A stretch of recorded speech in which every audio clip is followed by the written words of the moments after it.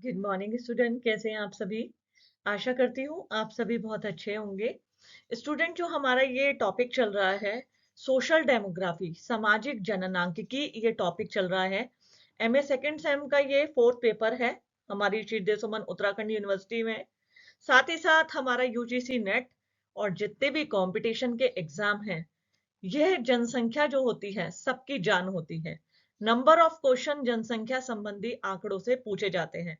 जो आज मैं आपको बताने जा रही हूं, जो अपने सेंसस जनगणना 2011 के अनुसार जितने भी सेंसस में आपको बताने जा रही हूं, ये वेरी इंपॉर्टेंट है। और यदि आप इसको अपने एमए के एग्जाम के साथ साथ कंपटीशन के लिए भी तैयार करेंगे तो ये बहुत फ्रूटफुल साबित होगा।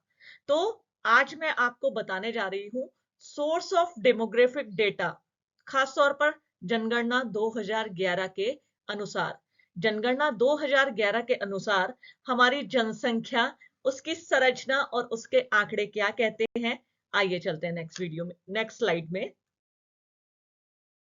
स्टूडेंट, हमारी जो सोर्स ऑफ हमारी ये डेमोग्राफिक डेटा है, तो ये मैंने 2011 के जो हमारी जनगणना हुई थी लास्ट टाइम, क्योंकि मैंने आपको अभी अपनी वीडियो में बताया है कि हमारी जो जनगणना है, जनगणना हमारी 1872 में 1872 में स्टार्ट हुई थी और सन 1881 से नियमित रूप से हर 10 वर्ष के उपरांत होती चली आ रही है। फिलहाल 2021 में कोरोना काल होने के कारण जनगणना नहीं हो पाई थी। हम जहां भी जनगणना का रेफरेंस या संदर्भ देते हैं, वो हम 2011 के जनगणना आंकड़ों को आधार बनाते हैं। इसलिए मैं आपको 2011 के जनगणना आंकड़े बताने जा रही हूँ। देखिए, जो हमारी देश की जो जनगणना होती है, सबसे पहले आपके लिए ये महत्वपूर्ण पॉइंट है, आपको जानना जरूरी है। ये संविधान के अनुच्छेद आर्टिकल 246, संविधान के अनुच्छेद, केंद्र सरकार को जनगणना दिया गया है। आपको पता है हमारे यहाँ संघ सूची, राज्य सूची और समवर्ती सूची है। तो जो जनगणना है वो केंद्र सरकार का विषय है। स्वतंत्रता के पश्चात सन 1948 में जनगणना अधिनियम पारित किया गया था, जो जनगणना को वैधानिक स्तर प्रदान करता है। साथ ही साथ 1961 में जनगणना की महत्ता को देखते हुए गृह मंत्रालय के अधीन जनगणना विभाग का गठन किया गया। तो बहुत इंपॉर्टेंट है कि जब 1961 में जनगणना की महत्ता, मतलब ये बहुत महत्वपूर्ण विषय है, इसके महत्वपूर्णता को देखते हुए जनगणना विभाग को गृह मंत्रालय के अधीन गठित कर दिया गया था, एक विभाग गठित कर दिया गया था। केंद्रीय स्तर पर शीर्ष अधिकारी जो होता है वो होता है महारजिस्ट्रार। यहाँ पे थोड़ी मैं स्पेस देना भूल गई, या जनगणना आयुक्त उसको बोलते हैं। महारजिस्ट्रार होता है या जनगणना आयुक्त उसको बोलते हैं। रजिस्ट्रार जनरल या सेंसस कमिश्नर उनको कहा जाता है। स्टूडेंट, जनगणना जो होती है वो बहुत महत्वपूर्ण कार्य होते हैं। किसी देश का विकास उनके यहाँ उपलब्ध जनसंख्या और उपलब्ध संसाधनों के ऊपर विकास निर्भर करता है। तो जनगणना हमारी बहुत इंपॉर्टेंट होती है। तो जनगणना में राज्य सरकार के सहयोग की केंद्र सरकार को व्यापक आवश्यकता होती है। केंद्र सरकार हमेशा यह कहती है कि राज्य और केंद्र शासित प्रदेश सभी अपना अपना सहयोग जनगणना संबंधी आंकड़ों को एकत्रित करने में देंगे। तो जनगणना में राज्य सरकारों से सहयोग की व्यापक आवश्यकता होती है। राज्य स्तर पर प्रत्येक राज्य में, राज्य और केंद्र शासित प्रदेश में एक स्थायी जनसंख्या निदेशालय की स्थापना की गई है, जिसका प्रमुख जनगणना निदेशक यानी डायरेक्टर ऑफ सेंसस कहलाता है। जिसका प्रमुख क्या करता है? Director of census. यह राज्य में जनगणना संबंधी कार्यों का निर्देशन और पर्यवेक्षण करता है। क्षेत्रीय स्तर पर देखो, राज्य में जो होता है वो डायरेक्टर ऑफ सेंसस होता है, यानी जनगणना निदेशक। लेकिन जनगणना निदेशक तो राज्य स्तर पे होता है। क्षेत्रीय स्तर पर जनगणना में देखिए, राज्य स्तर पर जनगणना निदेशक होता है, और यदि क्षेत्रीय स्तर पर बात करने जनगणना के कार्यों के सहयोग के लिए उप निदेशक व जिला स्तर पर जिलाधीश तथा महापालिका स्तर पर मुख्य नगर अधिकारी और कार्यभार सौंपा जाता है। इसके उपरांत जो उप जिलाधिकारी, तहसीलदार जनगणना कार्य के जितने भी जनगणना के आंकड़ों का कलेक्शन किया जाता है, आपने देखा होगा कभी-कभी बहुत सारी मतलब हमारे घर सेंसस से संबंधित डेटा लेने के लिए आते हैं। कुछ आशा, कुछ हमारे प्राइमरी के टीचर ड्यूटी लगाई जाती है। वो घर-घर जाके एक अपने प्रोफार्मा लिए रखते हैं। वो उस प्रोफार्मा को लोगों से पूछते हैं और भरते जाते हैं। तो इसमें क्या होता है, उप जिलाधिकारी, तहसीलदार इनको जनगणना कार्य के पर्यवेक्षण और निर्देशन का कार्य संघ स्तर से राज्य स्तर के निदेशक द्वारा सौंपा जाता है। चलिए नेक्स्ट स्लाइड में देखते हैं। स्टूडेंट, अब हम यहाँ बात करेंगे 2011 के आंकड़ों की, 2011 के सेंसस की या 2011 के जनगणना की। अगर मैं बात करूं 2011 की जनगणना, 2011 की जनगणना में जनगणना 2011 का जनगणना जो काल था वो बच्चों रहा था 9 फरवरी 2011 से 28 फरवरी 2011, यानी जो आंकड़ों को कंपाइल किया गया 9 फरवरी से 28 फरवरी तक किया गया था। और जनगणना 2011 की संदर्भित तिथि मार्च 1 मार्च 2011 की मध्य रात्रि, मतलब जो ये 2011 के आंकड़े हैं, जैसे 2011 की जनगणना के अनुसार भारत की जनसंख्या 1 अरब 21 करोड़ है। तो वो क्या है, जो 1 मार्च 2011 की रात्रि थी, रात्रि के 12 बजे उनको आधार बना दिए गए रात्रि 11 बजे तक को। उसके बाद नई जनगणना 2021 में शामिल की जाएगी। तो अब तक जो हम डेटा पढ़ते हैं उन डेटा का जो डेट है 1 मार्च 2011 की मध्य रात्रि 12 बजे से है। ऐसा माना जाता है कि जनगणना 2011 का आयोजन भारत के महारजिस्ट्रार व जनगणना आयुक्त डॉक्टर सी चंद्रमौली के निर्देशन में संपन्न हुआ था। जो हमारे रजिस्ट्रार हैं, महारजिस्ट्रार और आयुक्त हैं, वो है डी सी चंद्रमौली। 2001 की जनगणना का कार्य जयंत कुमार बंठिया के द्वारा किया गया था और 2011 में डी सी चंद्रमौली, ये बहुत इंपॉर्टेंट है। जनगणना 2011 के अनुसार देश में सर्वाधिक जनसंख्या वृद्धि दर वाले 2 जिले, सर्वाधिक जो जनसंख्या वृद्धि दर हुई थी सबसे पहले तो अरुणाचल प्रदेश के कुरंग में 111% और यमन है पुदुचेरी का 77.15%। इनमें सर्वाधिक जनसंख्या वृद्धि दर्ज की गई थी। देखिए स्टूडेंट, यहां मैंने एक पिक्चर पोस्ट की है, बहुत जेन्युइन है। ये सरकार द्वारा लिए गए आंकड़ों को इसमें बताया गया है और मैंने कहीं ना कहीं कंपैरेटिव स्टडी 2001 और 2011, जैसे हमारी 2001 की जो जनसंख्या थी 1 अरब 2 करोड़ 87 लाख 37,436 थी, हाँ आप देख सकते हैं। वहीं ये 2011 में बढ़कर 1 अरब 21 करोड़ 8 लाख 54,977 व्यक्ति हो गए। इसमें 51% पुरुष और 48.53% महिलाएं हैं, यानी जो हमारे 62 करोड़ जो हैं वो पुरुष हैं और 58 करोड़ महिलाएं हैं।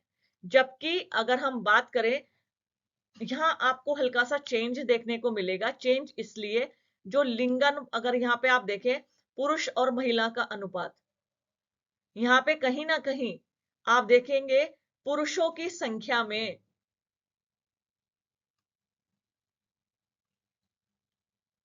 जो 62 करोड़ बताई है और महिलाओं की 58 करोड़ बताई है।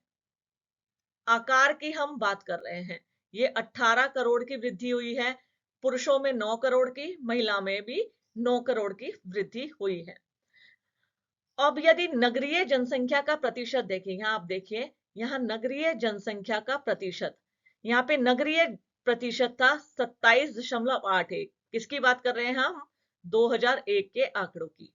और यदि हम 2011 के आंकड़ों की बात करें तो नगरीय जनसंख्या थी 31.1%। तो नगरीय जनसंख्या में 3.29% की वृद्धि हुई है। जनसंख्या में दशकीय वृद्धि, दशकीय वृद्धि बोलते हैं बच्चों, जैसे 2001 से 2011 के बीच, यानी 10 साल, 10 साल में कितनी वृद्धि हुई है जनसंख्या में, उसको बोला जाता है दशकीय वृद्धि। 2001 में हुई थी 21.54, वही 2011 में 17.7, यानी दशकीय वृद्धि दर घटी थी। कहीं ना कहीं परिवार नियोजन, हमारी जनसंख्या नीति, इसके चलते जो अवेयरनेस प्रोग्राम चलाए गए, जनसंख्या में मतलब जो वृद्धि दर चली आ रही थी उसमें 3.84% की वो ह्रास देखा गया था। वार्षिक वृद्धि, वार्षिक मतलब दशकें बोलते हैं 10 साल में, वार्षिक बोलते हैं 1 साल में, ध्यान रखना। दशकीय वृद्धि 10 साल, वार्षिक वृद्धि, वार्षिक वृद्धि जब 2001 में 1.97 थी, वहीं 2011 में 1.67% थी। लिंगानुपात, लिंगानुपात कहते हैं बच्चों 1000 जीवित पुरुषों पर कितनी महिलाएं। तो 2001 में 1000 पुरुषों पर 933 जीवित महिलाएं, जो कि 2011 में बढ़ गया 1000 पुरुषों पर 943 जीवित महिलाएं। इसी तरीके से यदि हम साक्षरता देखें बच्चों, बहुत ध्यान से देखिएगा, जो ये आंकड़े हैं, देखो सोशल डेमोग्राफी का जो पेपर है, इसमें आप मैथमेटिक्स की तरह नंबर ला सकते हैं। मैं आपको पढ़ा रही हूँ, सारे आंकड़े बता रही हूँ। इसमें क्या होता है बच्चों, यदि आप एग्जामिनेशन में टू द पॉइंट लिखेंगे, जनसंख्या ऐसा नहीं है आप कहीं से भी कुछ भी लिखाएं आपको नंबर मिल जाएंगे, नहीं। यदि आप अपनी परीक्षा को बहुत अच्छे नंबर से देना चाहते हैं और बहुत अच्छे से उत्तीर्ण करना चाहते हैं, तो आपके लिए सबसे ज्यादा जरूरी है आंकड़ों का अध्ययन करना और बिल्कुल उसी अनुरूप में उनका चित्रण कर देना। तो मैं आपको बता रही थी लिंगानुपात के बारे में। अब साक्षरता, लिटरेसी जो कहते हैं, 2001 में हमारी साक्षरता है 64.8%। यहाँ पे देखिए हमारी साक्षरता है 64.8%। वहीं 2011 में साक्षरता बढ़ी और ये हो गई 73%। पुरुष साक्षरता जहां 2001 में थी 75.26%, वो बढ़कर हो गई 80.9%, यानी 5.64% की वृद्धि हुई है। महिला साक्षरता जो थी, महिला साक्षरता 53.67% थी, जो बढ़कर 64, सबसे ज्यादा इसमें बदलाव आया है महिलाओं की साक्षरता में। महिलाओं की साक्षरता में 10.03% की वृद्धि हुई इन 10 वर्षों में। तो महिला साक्षरता 64.6%। इसी प्रकार जनगणत बोलते हैं, जनगणत मतलब डेंसिटी। जो पिछले वाली जो स्लाइड है उसमें हल्की सी मिस्टेक से ये आगे हो गया, तो हम जनगणत की बात कर रहे थे, डेंसिटी की। जनघनत्व, जनघनत्व, तो बच्चों जनघनत्व कहते हैं, डेंसिटी कहते हैं 1 किलोमीटर के दायरे में निवास करने वाले व्यक्तियों की संख्या। यदि हम 2001 के आंकड़ों को देखें बच्चों, डेंसिटी बार बार रिपीट कर रही हूं, 1 किलोमीटर के दायरे में कितने व्यक्ति निवास करते हैं, तो डेंसिटी कहते हैं जनघनत्व को। 2001 में हमारी डेंसिटी थी 325 व्यक्ति प्रति वर्ग किलोमीटर, 2011 में बढ़कर ये हो गई 382 व्यक्ति प्रति वर्ग किलोमीटर। तो डेंसिटी बढ़कर 325 से 382 व्यक्ति प्रति वर्ग किलोमीटर हो गई। 1 किलोमीटर के दायरे में 2011 की जनगणना के अनुसार 382 व्यक्ति प्रति वर्ग किलोमीटर निवास करते हैं। और इसमें वेरिएशन पाया जाता है। वेरिएशन कैसे, जैसे हम पहाड़ी इलाकों में देखें तो वहां डेंसिटी कम है, यदि हम मैदानी और गंगा के मैदानी भाग में देखें तो वहां डेंसिटी बहुत ज्यादा है। अब आता है, अगर हम क्षेत्रफल की बात करें, एरिया की बात करें, तो एरिया में भारत का सबसे बड़ा राज्य है राजस्थान। ध्यान रखना, एरिया में सबसे बड़ा राज्य भारत का राजस्थान है, जबकि सबसे छोटा है गोवा। सबसे बड़ा केंद्र शासित प्रदेश अंडमान निकोबार, सबसे छोटा जो है वो लक्षद्वीप है। जनसंख्या की दृष्टि से भारत का सबसे बड़ा राज्य है उत्तर प्रदेश और सबसे छोटा राज्य है सिक्किम। सबसे बड़ा केंद्र प्रशासित प्रदेश है दिल्ली और सबसे छोटा है लक्षद्वीप। तो ये हम देख रहे हैं जनसंख्या और क्षेत्रफल के दृष्टिकोण से। जनसंख्या की दृष्टि से यदि हम शीर्ष 5 राज्य देखें, बहुत इंपॉर्टेंट क्वेश्चन है ये, कई बार सीक्वेंस पूछा जाता है। तो सबसे पहले उत्तर प्रदेश, उत्तर प्रदेश की जनसंख्या 19.981 करोड़, फिर दूसरे नंबर पे महाराष्ट्र, तीसरे नंबर पे बिहार, चौथे नंबर पे पश्चिम बंगाल और पांचवें नंबर पर आंध्र प्रदेश आता है। उत्तर प्रदेश की जनसंख्या पूरे भारत की जनसंख्या का 16.51%, महाराष्ट्र की जनसंख्या 9.28%, बिहार की 8.60, पश्चिम बंगाल की 7.54 और आंध्र प्रदेश की जनसंख्या पूरे भारत की जनसंख्या का 6.99% है। जनसंख्या की दृष्टि से 5 केंद्र शासित प्रदेश अगर हम देखें तो पहला है दिल्ली, दूसरा है पुदुचेरी, तीसरा चंडीगढ़, चौथा अंडमान निकोबार और पांचवा है दादर और नगर हवेली। मैं बार बार रिपीट कर रही हूं, ये जितने भी मैं आंकड़े दिए हूं या जितने भी आंकड़ों की बात बता रही हूं, ये 2011 की जनगणना के अनुसार है। हालांकि अब जनगणना में बहुत सारे चेंजेस आ गए हैं, लेकिन जब तक हमारे पास सरकारी डेटा या सरकारी रिकॉर्ड नहीं आ जाते हैं, हम इन्हीं को प्रमाणिक मानेंगे। ठीक है बच्चों, चलते हैं नेक्स्ट स्लाइड में। स्टूडेंट, अब आता है लिंगानुपात, यानी हमारे सेक्स रेशियो। जो हमारा सेक्स रेशियो है, मैंने कितना बताया था आपको, 943 व्यक्ति 1000 जीवित पुरुषों पर 943 जीवित महिलाएं। सर्वाधिक लिंगानुपात है केरल में। क्या तुम उत्तराखंड के बच्चों, तुम्हारे से पूछियो सर्वाधिक लिंगानुपात कहां पर है, तो सर्वाधिक लिंगानुपात हमारा अल्मोड़ा में है। और ये जिलों में पूरे भारत में सबसे ज्यादा है, 1137 महिलाएं 1000 जीवित पुरुषों पर, अल्मोड़ा हमारा जो जिला है।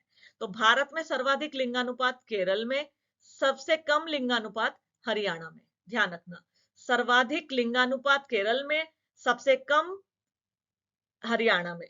सर्वाधिक केंद्र शासित प्रदेश जो है पुदुचेरी में है, यानी 1037, और सबसे कम दमन एवं दीव में 618, बहुत कम है।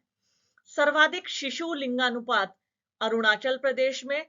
लिंगानुपात वाला राज्य शिशु की बात करें तो अंडमान राज्य केंद्र शासित प्रदेश, अरुणाचल प्रदेश सबसे बड़ा राज्य केंद्र शासित प्रदेश, अंडमान निकोबार द्वीप समूह। इसी तरीके से न्यूनतम में बात करें, हरियाणा फर्स्ट नंबर पे और केंद्र शासित प्रदेश में दिल्ली। सर्वाधिक डेंसिटी जनसंख्या घनत्व 2011 के अनुसार जनसंख्या घनत्व है 382 व्यक्ति प्रति वर्ग किलोमीटर। तो सर्वाधिक डेंसिटी है बिहार की 1106, सर्वाधिक डेंसिटी बिहार की। सबसे कम डेंसिटी है अरुणाचल प्रदेश की। बिहार में 1106 व्यक्ति प्रति वर्ग किलोमीटर, अरुणाचल प्रदेश में 17 व्यक्ति प्रति वर्ग किलोमीटर निवास करते हैं। सर्वाधिक केंद्र शासित प्रदेश दिल्ली में 11,320 व्यक्ति प्रति वर्ग किलोमीटर के दायरे में निवास करते हैं। तभी तो आप दिल्ली में देखते हो मल्टी स्टोरी बिल्डिंग अस्तित्व में आ जाती है। ठीक है।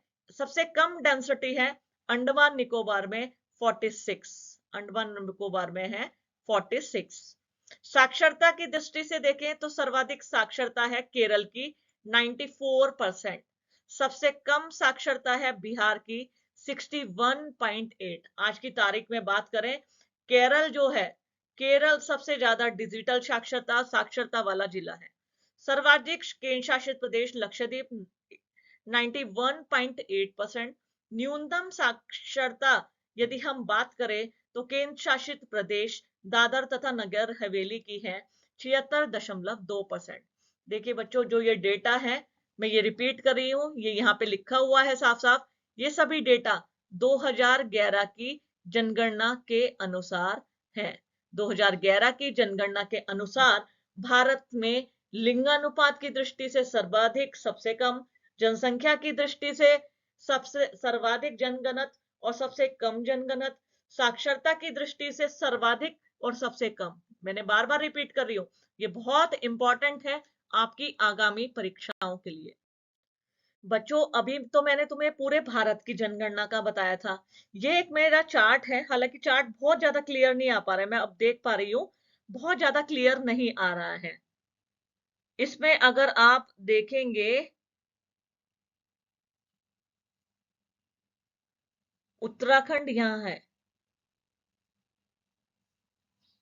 उत्तराखंड की जनसंख्या, ये इसी तरीके से अगर आप उत्तर प्रदेश की देखेंगे, उत्तर प्रदेश की जनगणना यहाँ है, ठीक है। बिहार, पूरे सारे भारत के राज्य और केंद्र शासित प्रदेश इसमें दिए हुए हैं। हालांकि अगर हम एट प्रेजेंट बात करें तो राज्य और केंद्र शासित प्रदेशों की संख्या में वृद्धि हो गई है। क्योंकि हम डेटा जो है यहाँ देखिए आप ऊपर 2011 की जनगणना की बात कर रहे हैं। तो यदि जब हम 2011 की जनगणना की बात करते हैं तो 2011 की जनगणना के अनुसार अगर हम जनगणना आंकड़ों की बात करते हैं तो आंकड़ों में इन्हीं केंद्र शासित प्रदेश और इन्हीं राज्यों को आधार माना जाएगा। अब चाहे राज्य बदल गए हैं, जम्मू कश्मीर को हम हटा दें और यदि लद्दाख को शामिल कर लें, तेलंगाना की बात करें, तो वो बाद के बने हुए राज्य हैं, उनको इसमें सम्मिलित नहीं किया गया है। अगर आप इसमें देखेंगे तो आप जम्मू कश्मीर, हिमाचल प्रदेश, पंजाब, चंडीगढ़, उत्तराखंड, हरियाणा, दिल्ली, राजस्थान, उत्तर प्रदेश, बिहार, सिक्किम, अरुणाचल प्रदेश, नागालैंड, मणिपुर, मिजोरम, त्रिपुरा, मेघालय, असम, पश्चिम बंगाल, झारखंड, ओडिशा, छत्तीसगढ़, मध्य प्रदेश, गुजरात, दमन दीव, दादर नगर हवेली, महाराष्ट्र, आंध्र प्रदेश, कर्नाटक, गोवा, लक्षद्वीप, केरल, तमिलनाडु, पुदुचेरी और अंडमान निकोबार द्वीप समूह को इसके अंतर्गत शामिल किया गया है। तो ये है बच्चों हमारे जनसंख्या संबंधी आंकड़े, इनको बहुत अच्छे से आप तैयार कर लीजिएगा।